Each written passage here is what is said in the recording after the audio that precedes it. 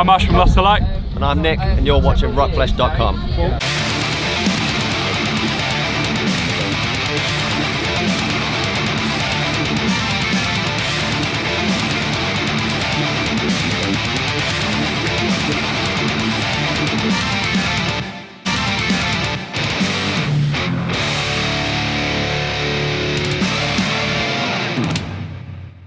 So, ROCKFLESH.com, once again coming from Bloodstock Festival 2024, and we've got Lost to Light with us.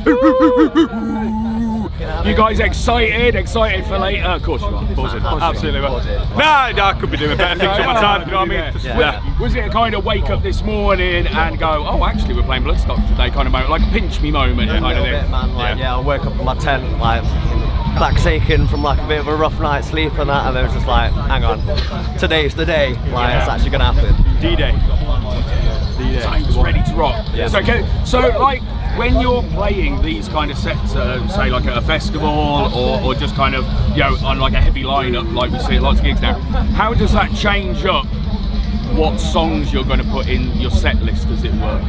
Comes towards, like, when you think about it, you think about what crowd you're playing to.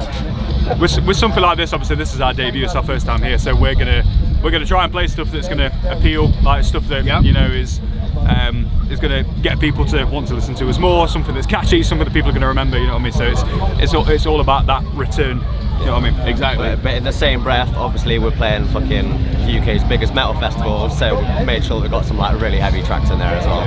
Satisfy everyone's needs. It's that kind of balancing act of making sure that you get your kind of yourselves across, a true representation, but also speaking to the crowd, as it were. You've got to tweak it and cater to what you think people want. So how would you describe your sound to anyone who doesn't know you guys? Really shit. You can use as many hyphens as you want when describing the sound. It's an amalgamation of aggression and emotion and just power. It's the best way I can describe it. It's basically like we've all been in like various incantations of bands. I was going to say, this is like pretty much like kind of a supergroup vibe.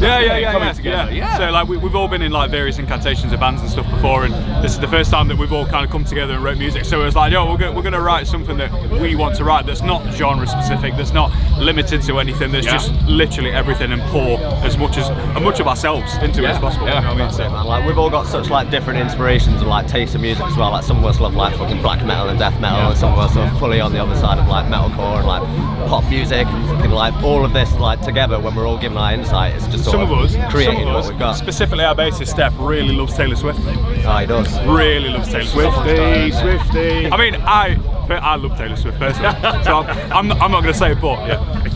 Loads of inspiration. So kind of, is that part of the reason why almost you guys came together? Was that kind of like opportunity to bring together your different elements? I mean, how did you guys get together, basically? It's actually him. So our guitarist Daryl stopped playing guitar for quite a lot of years. Yep.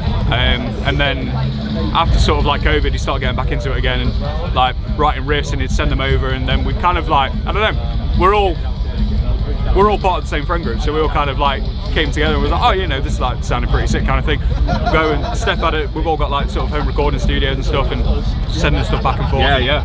And then it just kind of fleshed out from there. Very much became what it is now. I was going to say, very much like a Dropbox. Literally. It's like, oh, I listened to this. Like, oh, got a well good idea for a chorus on that. It's like, oh yeah, but like, what about this? And just suddenly. You guys still kind of write stuff, and is that recording as well, like piecing it together from afar? So we all, to be fair, like we all play each other's instruments in a sense. Like we all have that bit about us. It sounds very personal. Yeah. Oh well, yeah. What happens on tour stays on tour. Exactly. You know what I mean? No, but like we've all helped out in the songwriting process. You know what I mean? Like everything that like he could send something over, and then I can send something back, and he'll come up with a vocal line. Steph will come back with something. Like Gorman will come with something. You know what I mean? So it's all a very tight bunch in that sense. Yeah. So yeah, the writing process is just. It just happens, you know what I mean? I think it's something since lockdown that lots of bands started doing. I know when we spoke with Robin from Leprous, he was saying that because they're all around the country so far apart, that's how they have to do it. That kind of, and it does open up that avenue, doesn't it? Oh, It's such an easy talk. Like you could literally be walking around today, come up with a riff, just like fucking voice note it, and like, literally, like later on. My voice notes are full of that. I was going to say, so if we see you just in the corner going, then we know we're onto something new. We've not had too many beers. We're creating. Chuntering away in the corner. I say this with a beer at 11 a.m. but hey, it's late enough in the day. You know, as it say, it's cocktail hour somewhere. I think as soon as you wake up, that's exactly the time. That's a worrying thing to say. Just don't tell my mum. Exactly. We'll edit that bit out. It's fine. So, if you were to describe Lost Light as a drink, alcoholic or non-alcoholic, what drink would you be and why? To be fair, I'm wearing makeup, so I could probably say like a nice coffee. You know what I mean? Like, I'm just your typical Starbucks goer.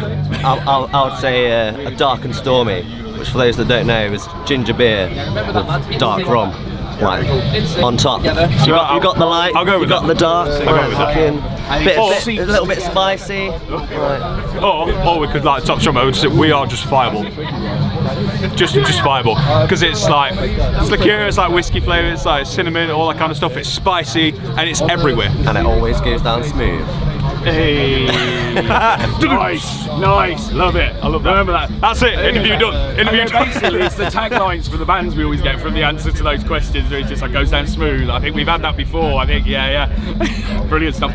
So, if you guys could collaborate with an artist, I think I know what the answer is going to be. If you could collaborate with any artist at all as a band, who would it be? Sleep Token. I thought you were going to say Taylor Swift. I thought he was going to say Taylor Swift at all. Taylor Swift. Well, Taylor Swift. We know you watch. I might like really tough one to answer. Really. Bad Omens, Spirit Box, Sleep Token, cool. all that kind of stuff. Like we base like, not base our sound off them, but like we take massive inspiration off those three bands. Yeah. You know what I mean? So they'd be the ones that like, you know, we'd love to play with, we'd love to go out with. Say Courtney loves doing guest vocals, so you never know. You never know. I'm the biggest fan. So. Yeah, that'd be the one. That'd be the one. I think. That's good. It's a good call. Okay, so a biopic of the band. In that film, who would play you two? Oh, who would play? You can answer for each other if you want. Actors' names. Yeah, that guy. Yeah, like that guy from that film. You know, that one who played that thing in the thingy. Yeah.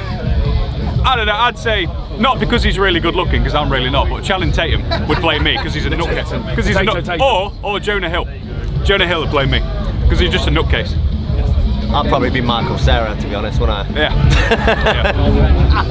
It's a good goal. I think He's a funny guy. How about the rest of the band? Daryl would be Princess Peach. Steph would be Will Ferrell. I think, I don't know. Gorman would be like Uncle Fester.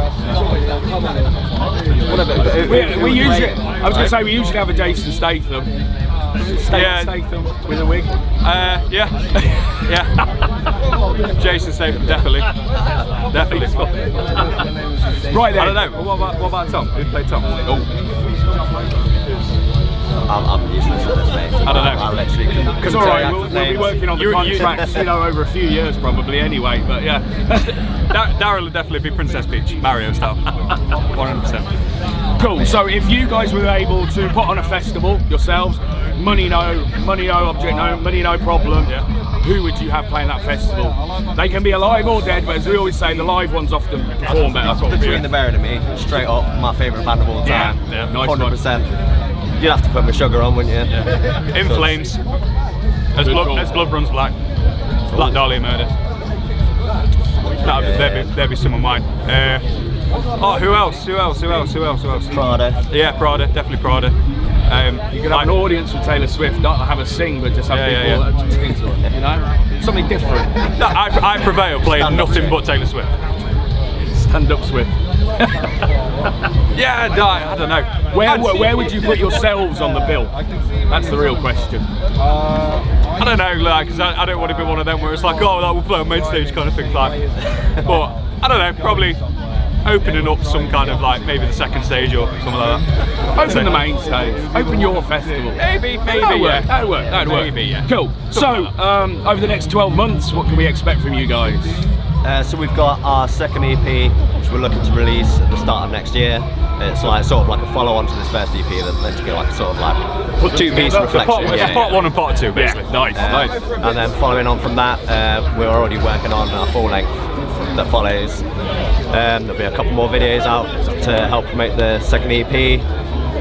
And we're being really selective on shows. Really? Yeah. Like we're only going to sort of go for stuff that's like either going to make an impact or it's, you know, so like something like this. You know what I mean? Yeah, like exactly. That's exactly. We've all so kind of, rather than just like bang, bang, bang, we're playing. It's like more selective. Yeah. The shows, the bands you're playing with, I guess. Yeah, exactly. Real life. We've all been in bands where we've all done it, and like you know we've been on tours and we've played like some like pretty cool shit. But yeah, I think that's the biggest thing going forward for us. Like we want to be selective. We want to make sure that we get into the right things, play to the right people.